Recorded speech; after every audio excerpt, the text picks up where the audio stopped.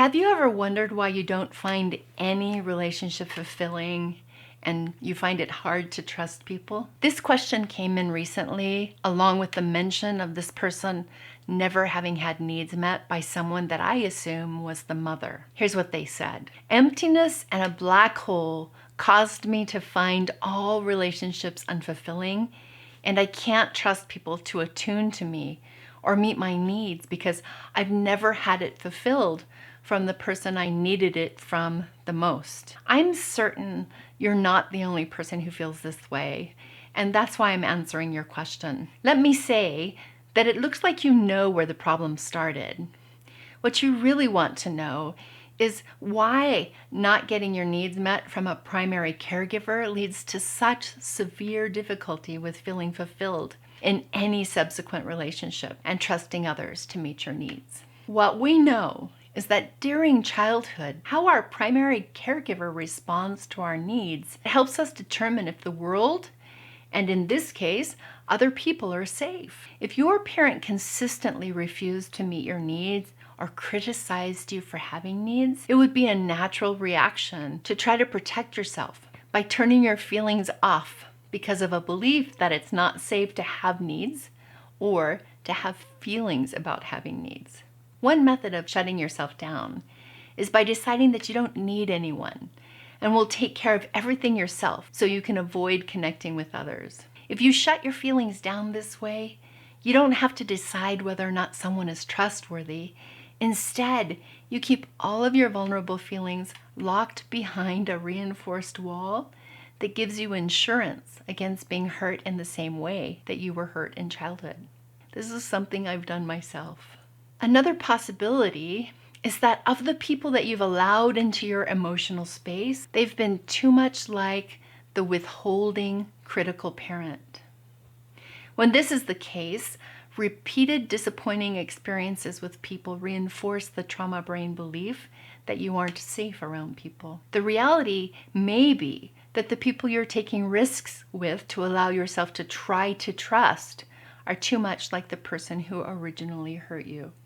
If this is the situation, you're likely to feel like you're not being valued or appreciated, maybe in the same ways your parent didn't value you or appreciate you. And that means that your childhood trauma is being recreated by similar experiences with people who play out a familiar relationship dynamic with you. Here's something else to keep in mind.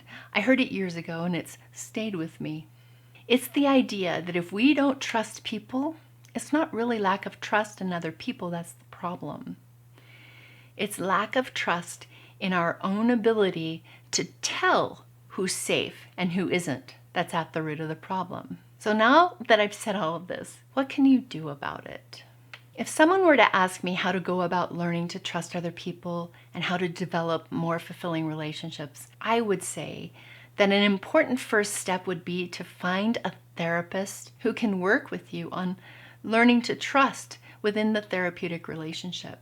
Then, as the relationship of trust is developing, I would recommend having conversations with your therapist that help you recognize that your needs are and always have been valid.